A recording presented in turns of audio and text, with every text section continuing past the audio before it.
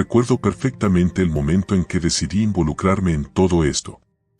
Tenía 17 años, la vida por delante, y las tonterías propias de la juventud me empujaban hacia una dirección que nunca imaginé tomar. Vivía en un pequeño pueblo en la frontera entre México y Texas, un lugar olvidado por el mundo, donde las noches eran más largas y los secretos corrían como el viento entre los montes. Y ahí estaba yo, sin saber que, en cuestión de días, mi vida se transformaría en una pesadilla de la que no sabía si iba a poder escapar. Todo comenzó con Rubén. Él era uno de esos chicos que siempre parece estar metido en problemas, pero nunca lo suficiente como para acabar en la cárcel. Tenía una sonrisa confiada, una que me hizo creer, ingenuamente, que todo estaría bien si me quedaba a su lado. Fue él quien me contó sobre El Pozo, una operación clandestina de narcotráfico que nadie mencionaba en voz alta, pero que todos sabían que existía. Era el lugar al que acudías si querías ganar dinero rápido, aunque el precio que pagaras fuera mucho más alto de lo que esperabas. Solo tienes que llevar un par de cosas, nada complicado, me dijo Rubén, una tarde de verano, mientras nos sentábamos en el borde del río que separaba las dos naciones. ¿Cosas? Pregunté, sintiendo el peso de la palabra antes de que me respondiera. Sabía que no se trataba de simples cosas. Mulas, primo. Llevar mercancía al otro lado. Te pagan bien.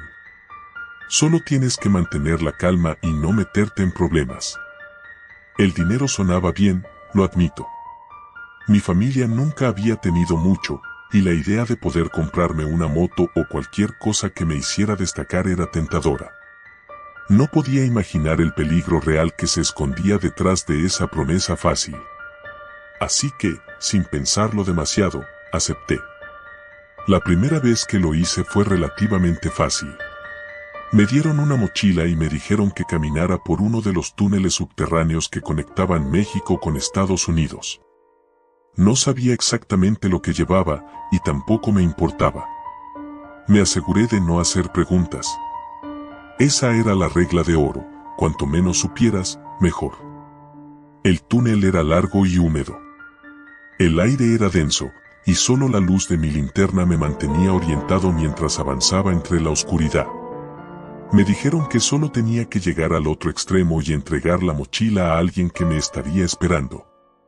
Y así fue, un hombre de rostro sombrío tomó la mochila sin decir una palabra, me entregó un sobre lleno de dinero y desapareció en la noche. Regresé a casa con una sensación extraña en el estómago. Algo dentro de mí me decía que estaba metido en algo mucho más oscuro de lo que imaginaba, pero el dinero era real, palpable. La adrenalina del momento me hizo olvidar ese presentimiento, y en lugar de apartarme, lo hice de nuevo. Y luego una vez más. Cada vez que pasaba por el túnel, sentía que el aire se volvía más pesado, más opresivo. Las paredes de tierra parecían cerrarse sobre mí, como si intentaran atraparme. Al principio pensé que era solo mi imaginación, pero pronto descubrí que no estaba tan equivocado. Una noche, mientras caminaba por el túnel en una de mis entregas, algo cambió. El silencio habitual fue interrumpido por un sonido que no reconocía, un eco distante, como si alguien estuviera moviéndose en las profundidades del túnel, mucho más lejos de donde yo debía estar. Me detuve en seco, apagando mi linterna para no ser detectado, y escuché. El sonido continuó por unos segundos, un raspado extraño, como uñas rasgando la tierra, y luego se desvaneció. Me quedé inmóvil durante lo que parecieron horas, con el corazón martillando en mis oídos. Estaba solo, en la oscuridad, y sentía que algo me observaba. Pero no había nada, o al menos, nada que pudiera ver. Aterrado, encendí la linterna de nuevo y seguí caminando más rápido de lo que debía, deseando salir del túnel lo antes posible. La siguiente vez que regresé a la entrada del túnel, ya no estaba tan seguro de querer hacerlo. Le conté a Rubén lo que había escuchado, pero él se rió. Son alimañas, primo. Ratas o algo así. No te preocupes. Quise creerle, pero en el fondo sabía que algo no estaba bien. A pesar de eso, el dinero era demasiado tentador. Volví a aceptar el trabajo, pero esa noche lo lamentaría profundamente. Entré al túnel como siempre, pero esta vez, desde el principio, algo no encajaba. El aire era más frío, y había una sensación extraña en el ambiente, como si algo maligno estuviera acechando entre las sombras. A mitad del camino, el mismo sonido de la vez anterior volvió, pero esta vez era más fuerte, más cercano. Me detuve en seco, con la linterna en alto, y miré a mi alrededor, pero no pude ver nada. Sin embargo, sabía que no estaba solo. De repente, el suelo bajo mis pies tembló ligeramente y escuché algo moverse rápidamente entre las paredes de tierra. Giré la cabeza justo a tiempo para ver una figura oscura deslizarse hacia la esquina del túnel, desapareciendo en la penumbra. El miedo me recorrió el cuerpo y, sin pensarlo, comencé a correr. Podía escuchar algo detrás de mí, siguiéndome, respirando pesado, como si intentara alcanzarme. Mi linterna parpadeó y se apagó. Corrí a ciegas, chocando contra las paredes del túnel, sintiendo que mi corazón estaba a punto de explotar en el pecho. El sonido de esas garras rasgando la tierra era cada vez más fuerte, más cercano. Podía sentir su aliento detrás de mí, una respiración húmeda y putrefacta que me hacía temblar de terror. Tropecé y caí al suelo, mi rostro chocando contra la tierra fría. Intenté levantarme, pero algo me agarró por el tobillo y me arrastró hacia la oscuridad. Grité, pero nadie me escuchaba. Estaba solo, siendo arrastrado hacia el interior del túnel por algo que no podía ver. Pateé y golpeé con todas mis fuerzas, intentando liberarme, pero aquello era demasiado fuerte. De repente, el agarre en mi tobillo desapareció y me quedé tendido en el suelo, jadeando y temblando. La linterna, a unos metros de mí, volvió a encenderse sola, emitiendo una luz tenue. Me arrastré hacia ella, con las manos temblorosas, y la levanté, apuntando hacia el lugar desde donde había sido arrastrado. No había nada. Las paredes de tierra estaban intactas, como si nada hubiera pasado. Pero yo sabía lo que había sentido. Sabía que algo me había agarrado. No regresé al túnel después de eso. Decidí dejarlo todo, aunque el dinero fuera una pérdida enorme. Rubén se burló de mí, diciendo que me había vuelto paranoico, pero yo sabía lo que había pasado. Sabía que algo en ese túnel no estaba bien. Unos días después, me enteré de que Rubén había desaparecido. Había tomado una entrega más, una que él insistió en hacer solo. Nunca regresó.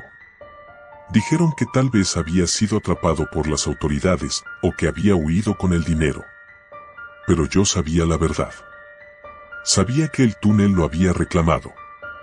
Y ahora, cada vez que paso cerca de esa zona, siento el mismo escalofrío recorrer mi espalda. El pozo sigue ahí, oculto bajo tierra, esperando a la próxima víctima que se atreva a entrar.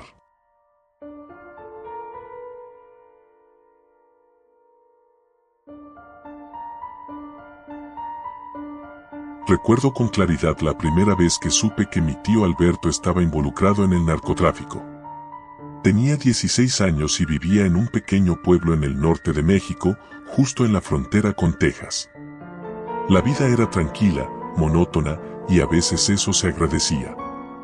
Pero en el fondo de nuestras conversaciones, en las calles que recorríamos, siempre había un murmullo. El narcotráfico. Como una sombra constante que crecía al caer la noche. Una tarde calurosa de julio, mientras estaba en casa jugando videojuegos, escuché a mi madre discutir con alguien en la cocina. Me asomé y vi que era mi tío Alberto. La puerta estaba entreabierta, y aunque intenté no ser visto, escuché lo suficiente. Estaban hablando sobre un cargamento que cruzaría la frontera esa misma noche. Sentí un frío recorrer mi espalda. Sabía que mi tío no era santo. Desde pequeño, lo había visto andar con tipos sospechosos, llegar tarde en la noche con las manos temblorosas y siempre tener más dinero del que cualquier trabajo normal en el pueblo podría ofrecer. Pero nunca pensé que estaría tan profundamente involucrado en algo tan oscuro. Esa noche, después de la cena, no pude dormir. Mi madre estaba más nerviosa de lo normal y mi tío se había marchado sin decir adiós, cosa que nunca hacía. Decidí averiguar más, movido por una curiosidad que pronto lamentaría. Esperé a que todos en la casa se acostaran y salí sigilosamente de mi cuarto. Caminé por las calles desiertas del pueblo, el aire pesado y seco, como si el mismo ambiente supiera lo que estaba por suceder. Sabía que mi tío tenía un escondite en un viejo almacén al borde del desierto, cerca de la frontera. Era allí donde guardaba cosas que no quería que nadie supiera. Me tomó casi una hora llegar al lugar. Al acercarme, noté luces apagadas en el almacén, pero había una camioneta estacionada afuera. Me acerqué con cuidado, ocultándome detrás de algunos matorrales. Escuché voces y risas apagadas. Eran él y otros hombres, planeando algo grande. Mañana en la madrugada cruzamos el cargamento, dijo una voz ronca que reconocí como la de mi tío. El dinero está asegurado. Solo debemos tener cuidado con los federales. Una sensación de miedo mezclada con adrenalina se apoderó de mí. Sabía que estaba metiéndome en algo peligroso, pero no podía parar. Mi cuerpo temblaba mientras me acercaba un poco más, tratando de ver mejor. En ese momento, un perro comenzó a ladrar ferozmente. Me congelé. Sabía que me habían descubierto. Ahí, hay alguien, gritó uno de los hombres. Corrí como nunca antes lo había hecho. Escuché los pasos rápidos detrás de mí, voces gritando, y el ladrido del perro acercándose cada vez más. Mi mente corría igual de rápido. ¿Qué harían si me atrapaban? ¿Me reconocerían? No podía dejar que eso sucediera. Después de unos minutos que parecieron horas, logré escabullirme entre las sombras, perdiéndolos de vista. Llegué a casa sudoroso, con el corazón a punto de salirse del pecho. Me encerré en mi cuarto, intentando calmarme. Me repetí una y otra vez que no debía contarle a nadie lo que había visto, ni siquiera a mi madre. Pero la sombra del miedo ya estaba dentro de mí, susurrándome que esto solo era el principio. Al día siguiente, mi tío no apareció en casa.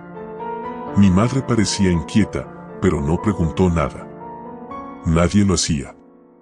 Así eran las cosas en el pueblo, uno se enteraba de lo justo y callaba para sobrevivir.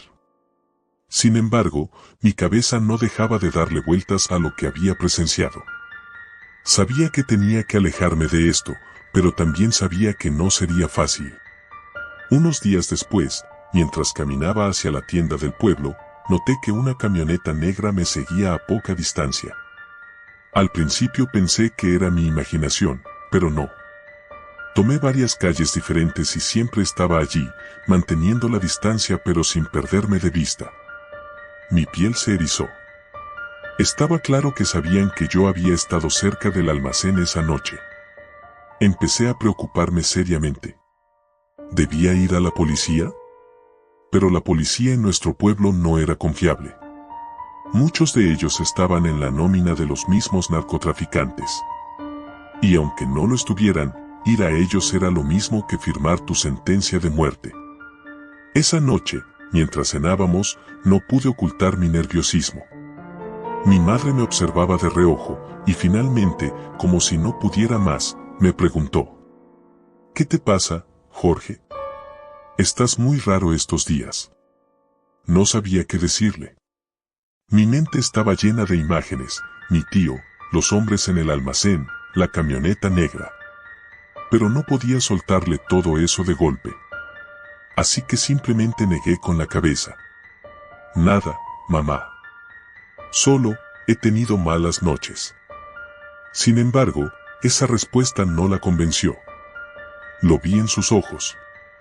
Mi madre siempre había sido buena leyendo entre líneas. Y esa misma noche, después de que me fui a la cama, la escuché hablar por teléfono con alguien. Sabía que hablaba con mi tío. No podía oír todo, pero capté suficientes palabras para entender que estaban preocupados por algo. Quizá ya sabían que había visto más de lo que debía. Pasaron unos días y mi tío volvió al pueblo, pero su comportamiento era diferente. Estaba más reservado, más silencioso. A veces lo sorprendía mirándome de una forma que no me gustaba, como si estuviera evaluándome. Fue entonces cuando supe que estaba metido en problemas más grandes de los que imaginaba. Mi instinto me decía que debía alejarme, pero también sabía que ya estaba atrapado. Unas semanas después, todo se salió de control. Eran casi las 3 de la madrugada cuando unos ruidos extraños me despertaron. Al principio pensé que eran los perros callejeros, pero pronto escuché pasos pesados y murmullos afuera de la casa.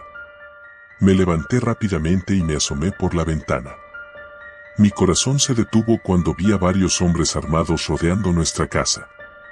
Uno de ellos llevaba una máscara y, aunque no podía ver su rostro, sabía que estaba allí por mí. El pánico me consumió. Corrí a despertar a mi madre, pero antes de que pudiera hacerlo, escuché un fuerte golpe en la puerta. Mi madre también se despertó sobresaltada. Ambos sabíamos que no había tiempo. Apenas tuve la oportunidad de susurrarle lo que había estado sucediendo en las últimas semanas cuando la puerta principal fue derribada. «Salgan de una vez o los volamos en pedazos», gritó una voz desde la sala. Mi madre me miró con los ojos llenos de terror, y en ese momento supe que había llegado el final. Estábamos atrapados. Pero, contra todo pronóstico, escuché la voz de mi tío desde afuera.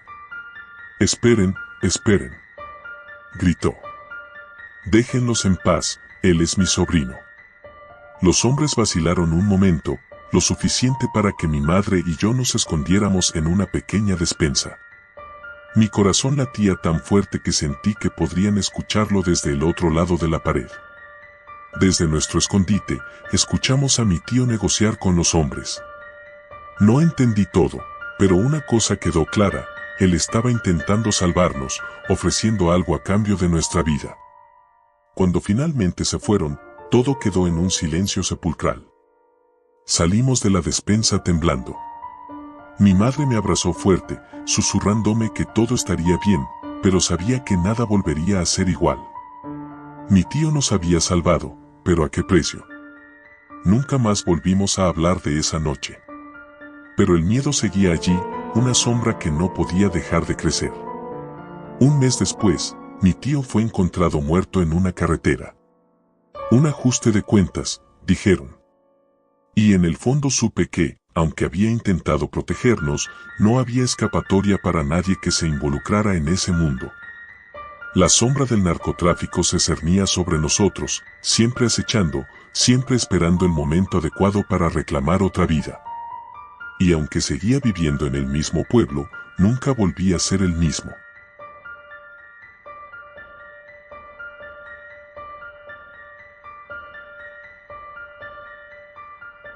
Cuando creces en un pueblo pequeño, aprendes rápido a no meterte en lo que no te importa. Esa era la primera lección que nos enseñaban. La segunda, y tal vez la más importante, era que no te metieras con la gente equivocada. Especialmente con los tipos que manejaban el narcotráfico. Todo el mundo lo sabía, pero nadie lo decía en voz alta. La única razón por la que todavía seguíamos con vida era porque sabíamos mantenernos lejos. Mi nombre es Diego, y hasta hace poco, era un chico común de 19 años que soñaba con salir de ese agujero olvidado en la frontera norte de México. Mi familia no era rica, pero no éramos miserables. Teníamos un pequeño taller mecánico, y entre mi padre y yo lo manteníamos a flote, aunque no con mucho margen. Mi papá siempre decía que mientras tuviéramos clientes, no necesitábamos el dinero sucio de esa gente. A veces me preguntaba si tenía razón. Parecía que todo el mundo que prosperaba en ese lugar tenía alguna conexión con el cartel. Recuerdo el día en que todo cambió como si fuera ayer. Estábamos en la última semana de agosto, el calor sofocante me hacía sentir que el aire era líquido. Estaba en el taller cuando se estacionó una camioneta negra. Sabía que era mala señal antes de que el tipo bajara del coche.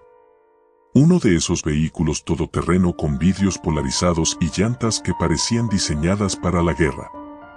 Mi padre estaba adentro, pero antes de que pudiera advertirle, el tipo ya había bajado. Era alto, robusto, con una camisa blanca abierta mostrando un tatuaje que cruzaba su pecho. La sonrisa que me dedicó no tenía nada de amistosa.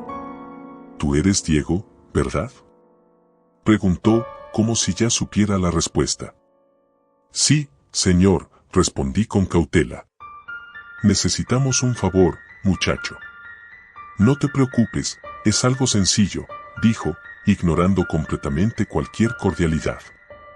Me pasó una pequeña caja de metal, con el tamaño suficiente para contener algo valioso. Sabía que no debía aceptarla. Cualquier persona con 2 dedos de frente se habría dado la vuelta y habría huido. Pero en ese momento, todo lo que hice fue asentir. Mi padre siempre me advirtió que no le dijera que no a la gente de ellos. Me lo repetía tantas veces que había calado en mi subconsciente. «Llévala a esta dirección en Laredo», me dijo, pasándome un papel con un nombre y una dirección borrosos por el sudor. «No tienes que hacer preguntas. Solo ve y vuelve».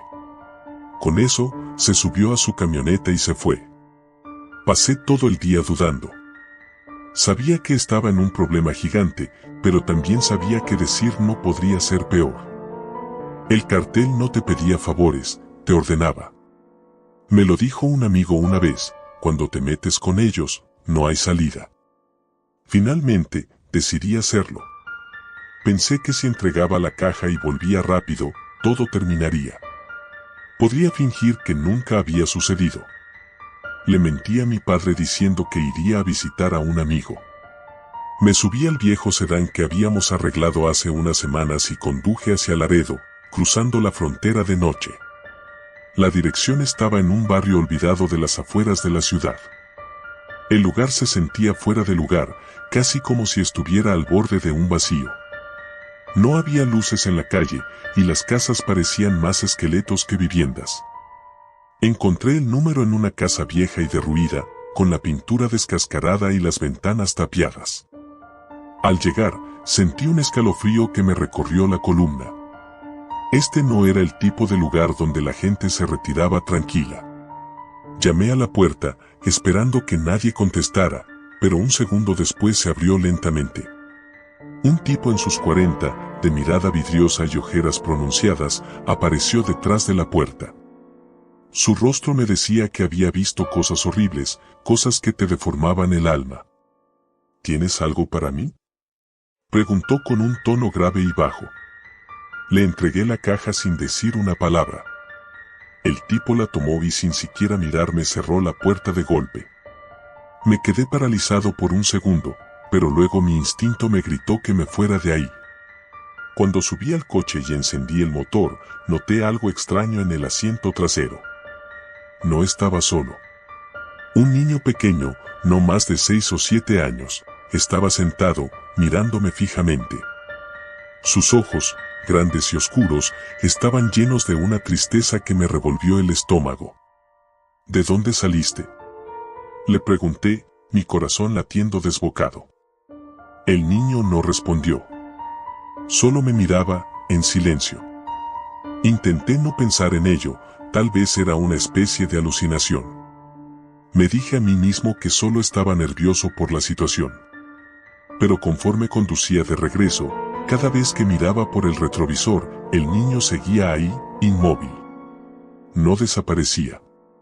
Intenté hablarle varias veces, pero no respondía. Simplemente estaba, como una sombra que no se desvanecía.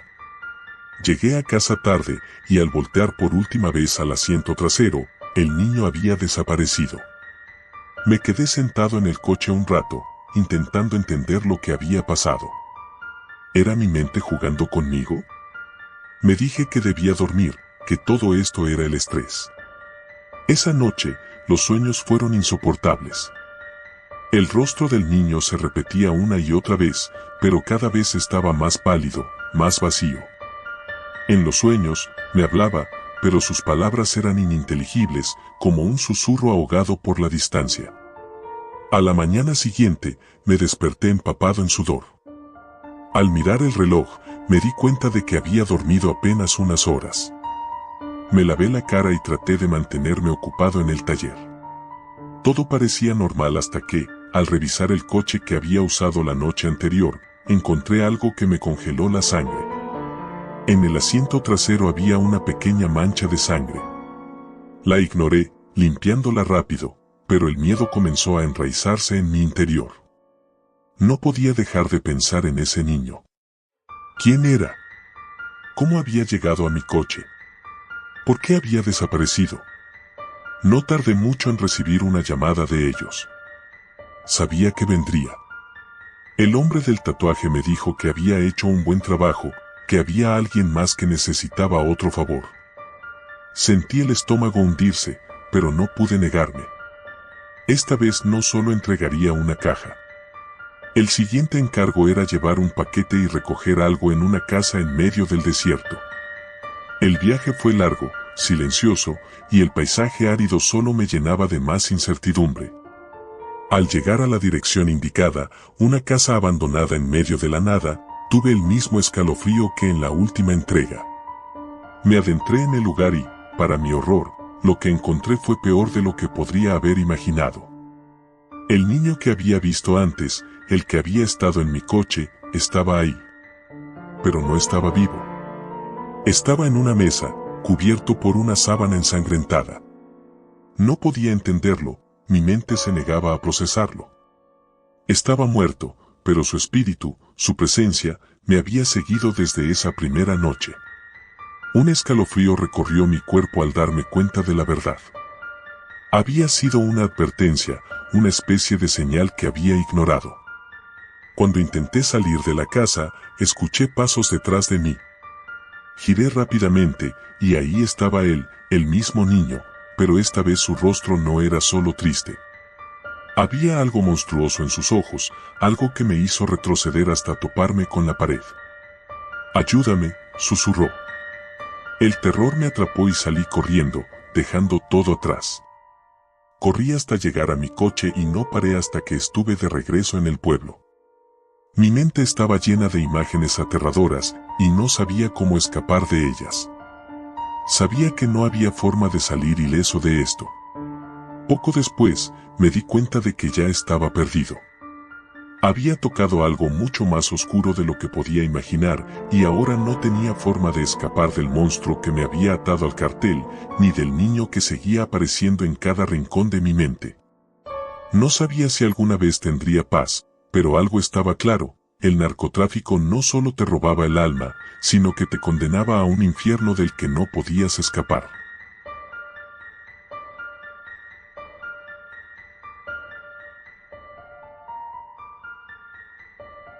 No soy el tipo de persona que hace cosas estúpidas.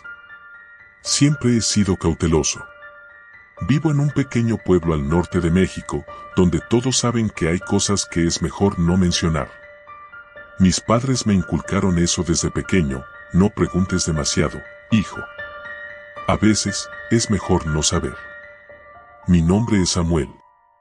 Tengo 18 años, acabo de terminar la preparatoria y, como muchos de mi edad, no tenía claro qué quería hacer con mi vida.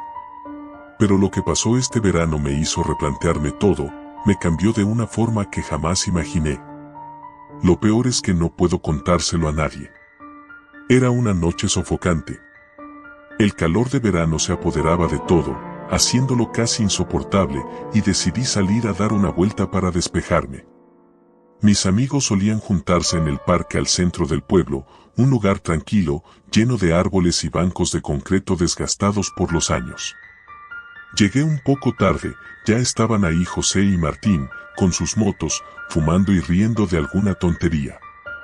«Sam, pensamos que no venías», dijo José, sonriendo, mostrándome su dentadura rota en un accidente que había tenido de niño.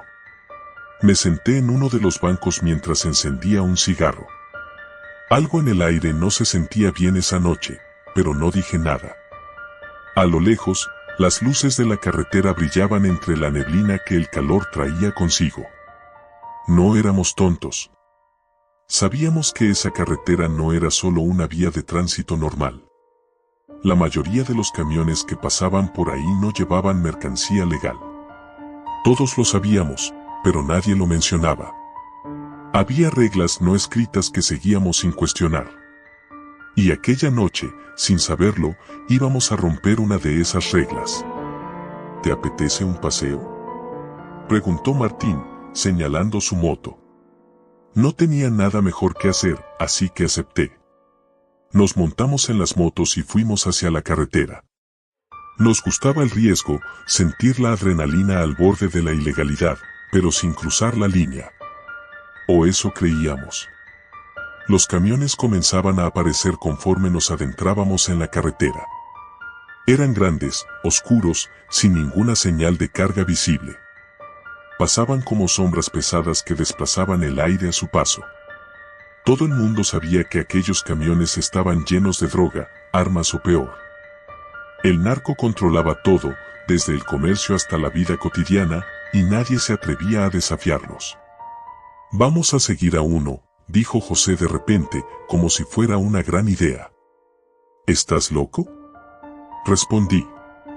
«No es buena idea meterse en eso». «¿Qué? ¿Eres un cobarde? Solo será un rato, no vamos a hacer nada». Mi corazón empezó a latir más rápido. José siempre tenía esas ideas estúpidas, pero Martín ya lo estaba siguiendo. No quería quedarme atrás, aunque una parte de mí me gritaba que era una pésima decisión. La adrenalina me empujó a acelerar la moto y seguí a mis amigos. Nos mantuvimos a una distancia segura detrás del camión durante unos minutos. De cerca, el vehículo parecía aún más amenazante, como si las sombras que lo rodeaban se estuvieran apoderando de nosotros. El ruido de los neumáticos sobre el asfalto era lo único que rompía el silencio de la noche. Nos mirábamos entre nosotros, sonriendo nerviosamente, como si esto fuera una broma pesada. De repente, el camión empezó a desacelerar. Nos detuvimos detrás, apagando las motos y ocultándonos entre la maleza al costado de la carretera. No sabíamos qué hacer, y para ser sincero, yo ya quería salir corriendo de allí. Pero antes de que pudiera sugerirlo, el camión se detuvo completamente. «No me gusta esto», susurré. José me ignoró y se arrastró hacia el camión, queriendo ver más de cerca. Martín lo siguió, y yo no tuve más remedio que hacer lo mismo. Cuando nos acercamos, pudimos escuchar voces, hombres hablando en un tono bajo pero firme. Era imposible entender qué decían, pero la tensión era palpable. Todo en mí me decía que nos fuéramos, pero entonces sucedió algo que nos dejó petrificados. La puerta trasera del camión se abrió, y de la oscuridad emergió una figura. Un hombre corpulento, vestido completamente de negro, bajó de un salto y comenzó a caminar hacia el frente del vehículo. No pude ver su rostro, pero el aura que lo rodeaba era inquietante. No era un simple conductor. Este hombre era alguien más, alguien con poder. Lo que vi después me paralizó. De la parte trasera del camión, arrastraron a una mujer. Estaba vendada, amordazada y con las manos atadas a la espalda. Su ropa estaba rota, y aunque no emitía ningún sonido, supe que estaba aterrorizada. «¿Qué diablos?», susurró Martín a mi lado. Quise decir algo, pero mi garganta estaba seca. La mujer fue arrojada al suelo mientras el hombre de negro sacaba algo de su chaqueta. La luz de la luna reflejó el brillo metálico de un cuchillo. Mis amigos y yo nos miramos, sin saber qué hacer. Lo que veíamos no parecía real, pero lo era. José, siempre el más impulsivo, dio un paso hacia adelante, pisando una rama seca que crujió bajo su pie. El sonido resonó como una bomba en el silencio de la noche. El hombre del cuchillo se giró inmediatamente hacia nosotros.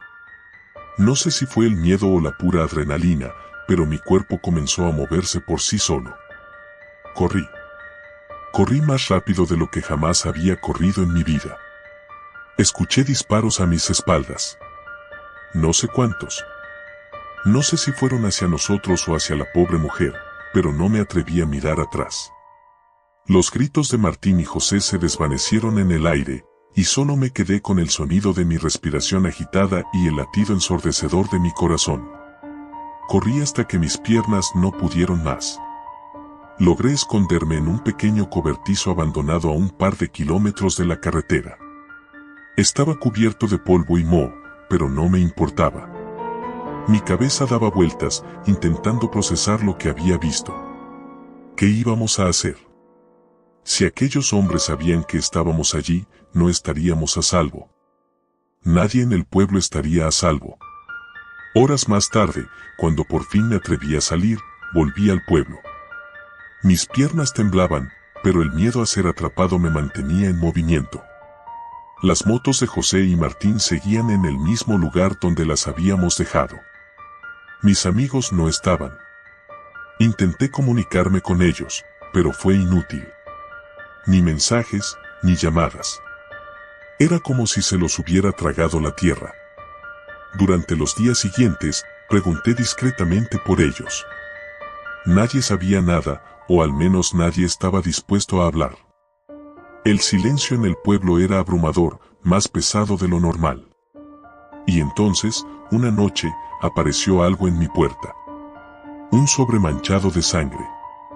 Adentro, solo había una nota con un mensaje que me heló la sangre: tú también estás en la mira. No hables. Al lado de la nota, un pequeño mechón de cabello, que reconocí de inmediato. Era de José. No volví a dormir tranquilo después de eso.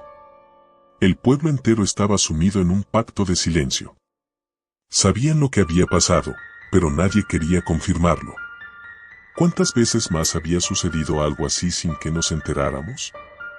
Las desapariciones eran más comunes de lo que se reportaba, y ahora sabía la razón. Ya no soy el mismo desde esa noche. A veces me despierto en medio de la oscuridad, escuchando voces que no están ahí, imaginando el crujido de una rama bajo mis pies. Intento hacerme a la idea de que, mientras me mantenga callado, estaré a salvo. Pero sé que eso es una mentira. En el narcotráfico, todos estamos en la mira. Y tarde o temprano, nos alcanza.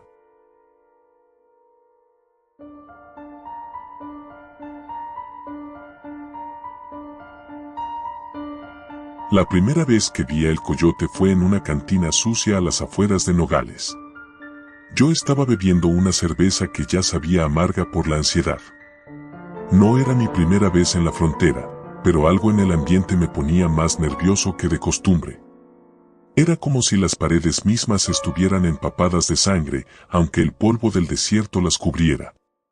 En ese lugar, las miradas eran furtivas, los susurros llenaban los rincones y los tratos, por lo general, terminaban en muerte. Estaba allí porque había aceptado un trabajo que no debía haber aceptado. Necesitaba el dinero. Eso era todo lo que me importaba. Mi madre estaba enferma y las cuentas del hospital se acumulaban. Mi único amigo, Mateo, había sido quien me conectó con El Coyote, el traficante más infame de la región. El Coyote no solo traficaba drogas, también controlaba el paso de personas, armas y hasta secretos. ¿Estás seguro? Me había preguntado Mateo una semana antes, mirándome con una mezcla de preocupación y resignación. Una vez que te metes, no hay salida. Pero yo no escuchaba. Solo veía el futuro y el dinero, sin pensar en lo que me iba a costar realmente. Esa noche, en la cantina, mientras los otros bebían y reían de forma exagerada para ahogar su miedo, El Coyote entró. Era un hombre delgado, pero no frágil. Su piel curtida por el sol, su sombrero oscuro y las botas de cuero polvorientas lo hacían parecer una sombra que había cobrado vida. Se acercó a mi mesa, y sin decir una palabra, se sentó frente a mí. «Tienes el dinero», dijo sin preámbulos, su voz tan áspera como la arena del desierto. Asentí, tratando de no mostrar el temblor en mis manos. Saqué el sobre que contenía lo que había podido reunir. No era mucho, pero suficiente para que me tomaran en serio. «Este trabajo no es como los otros, ¿sabes?», dijo, sin tomar el sobre. «Una vez que cruces la frontera, no hay vuelta atrás». Algo en su tono hizo que un escalofrío me recorriera. El aire en la cantina se volvió denso, como si la muerte misma estuviera acechando cerca. Tragué saliva y lo miré a los ojos.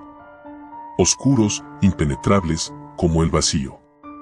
Lo sé, respondí, aunque no lo sabía del todo. Él me observó por un momento, evaluando si realmente estaba preparado. Luego, asintió levemente y se levantó. Nos veremos mañana al amanecer, en el punto. Lleva ropa ligera. El calor te va a matar si no lo haces. Con eso, se fue, dejándome solo con mi miedo y las sombras que parecían danzar en las esquinas. Al día siguiente, el sol ni siquiera había salido cuando llegué al lugar indicado, un camino de tierra que serpenteaba entre los cerros, alejado de cualquier vestigio de civilización. La camioneta del Coyote ya estaba allí, y junto a ella, otros 5 hombres. Todos jóvenes como yo, tal vez un poco mayores, pero con la misma mirada vacía de aquellos que ya no tienen opciones. Suban, ordenó el Coyote desde el volante, sin siquiera mirarnos. Obedecimos en silencio, llenos de una extraña mezcla de adrenalina y terror. Sabíamos lo que estábamos haciendo, cruzar la frontera con un cargamento de drogas para uno de los cárteles más poderosos de México. El pago era generoso, pero las consecuencias de fallar eran fatales. La camioneta avanzaba por caminos cada vez más angostos, y el paisaje del desierto se volvía más desolador con cada kilómetro. Todo estaba seco, muerto, como si la vida misma hubiera sido arrancada de esas tierras. Nadie hablaba. El único sonido era el motor ronco de la camioneta y el viento que se colaba por las ventanas rotas. De repente, el camino se desvió hacia un túnel oscuro, oculto entre las rocas. El Coyote detuvo la camioneta justo frente a la entrada. De aquí en adelante, caminamos, dijo, bajando del vehículo. El túnel era estrecho, apenas lo suficientemente grande para que una persona pasara agachada. Pero no teníamos opción. Llevábamos mochilas llenas de droga, y el túnel era nuestra única vía para cruzar sin ser detectados. El Coyote lideraba el camino, y detrás de él, uno a uno, nos internamos en la oscuridad. El aire dentro del túnel era espeso, casi irrespirable. No podía ver nada más allá de la linterna que llevaba en mi mano temblorosa. Los pasos de los otros resonaban en el eco, creando una sensación de claustrofobia que se intensificaba con cada minuto. No sé cuánto tiempo caminamos en esa oscuridad, pero de pronto el túnel empezó a cambiar. Las paredes de roca comenzaron a tener inscripciones, dibujos toscos que parecían haber sido hechos por alguien desesperado. Eran rostros, cuerpos deformes, figuras que gritaban en silencio desde la piedra. Sentí un nudo en el estómago. ¿Qué es esto?, pregunté en voz baja, más para mí mismo que para los demás. Uno de los chicos detrás de mí, un tipo callado al que llamaban el Flaco, murmuró algo sobre antiguas leyendas de la frontera, historias de traficantes que desaparecían en túneles malditos, donde las almas de los muertos quedaban atrapadas para siempre. Lo ignoré, pero no podía sacarme esas imágenes de la cabeza. Poco a poco, el túnel comenzó a abrirse, y finalmente vimos una luz al final. El Coyote se detuvo en seco. «Escuchen bien», dijo, girándose hacia nosotros con una expresión seria. «Lo que pase de aquí en adelante es responsabilidad de cada uno. Si hacen algo estúpido, no habrá nadie que lo salve». Nos miramos entre nosotros, incómodos. Nadie dijo una palabra. Salimos del túnel y nos encontramos en un cañón angosto. Era un lugar apartado, rodeado de altos acantilados. Al otro lado, a lo lejos, podíamos ver las luces de una ciudad, probablemente del lado estadounidense. Parecía sencillo. Solo teníamos que cruzar el cañón y llegar al otro lado, donde nos recogerían. Pero entonces escuchamos el primer disparo. El sonido rebotó en los acantilados, multiplicándose. El Coyote reaccionó de inmediato, agachándose y señalando hacia una grieta en la roca cercana. «Rápido, muévanse». Corrimos hacia la grieta, pero 2 de los chicos no lo lograron. Los disparos los alcanzaron antes de que pudieran llegar. Sus cuerpos cayeron pesadamente al suelo, y la tierra se tiñó de rojo. Nos metimos en la grieta, jadeando y temblando. Podíamos escuchar pasos acercándose, voces en español y en inglés. Eran agentes, tanto de la DEA como del cártel rival. Nos habían emboscado. Estamos jodidos, murmuró el flaco, con los ojos desorbitados. El coyote estaba tranquilo, como si esto fuera solo otro día en su vida. Sacó una pistola de su cinturón y la cargó con precisión. Solo hay una forma de salir de aquí, dijo, mirando hacia el túnel que habíamos dejado atrás. Pero no les va a gustar. Los agentes ya estaban cerca. No teníamos opción. Nos adentramos de nuevo en el túnel, pero esta vez todo se sentía diferente. El aire estaba más pesado, las inscripciones en las paredes parecían moverse, deformarse, como si las figuras estuvieran vivas. Algo estaba mal, muy mal. Empezamos a oír susurros. Al principio, pensé que eran los agentes, pero no. Venían de las paredes, del mismo túnel. Voces que no entendíamos, pero que llenaban nuestras cabezas de una sensación de puro terror. ¿Qué es esto?, preguntó uno de los chicos, su voz quebrada por el miedo. El coyote no respondió. Solo caminaba más rápido, como si supiera lo que estaba pasando. Pero yo lo veía en su cara, incluso él estaba asustado. Entonces, algo sucedió. De la sombra surgió una figura, alta y retorcida, con ojos brillantes como brasas. No era un hombre. Era algo más. Algo que no debería existir. Nos miró con hambre, y los susurros en el túnel se hicieron más fuertes. Corremos, sin mirar atrás. Los disparos ya no importaban. El verdadero peligro no estaba afuera, sino aquí dentro, en este túnel maldito. Sabía que si me detenía, si miraba atrás, sería el siguiente. No sé cómo lo logramos, pero al final, vi la luz del otro lado. Corrimos hacia ella con todo lo que teníamos. Cuando salimos, el aire frío de la noche nos golpeó, y por un momento, todo estuvo en silencio. Miré a mi alrededor. Éramos solo 3. El coyote y 2 más. Los demás habían desaparecido, tragados por la oscuridad. Nunca más, dijo el coyote, respirando con dificultad, mientras su mirada se perdía en el horizonte. No respondí. Sabía que nunca más volvería a cruzar esa frontera. No después de lo que había visto. Pero lo peor de todo es que, incluso ahora, en mis sueños, sigo escuchando esos susurros.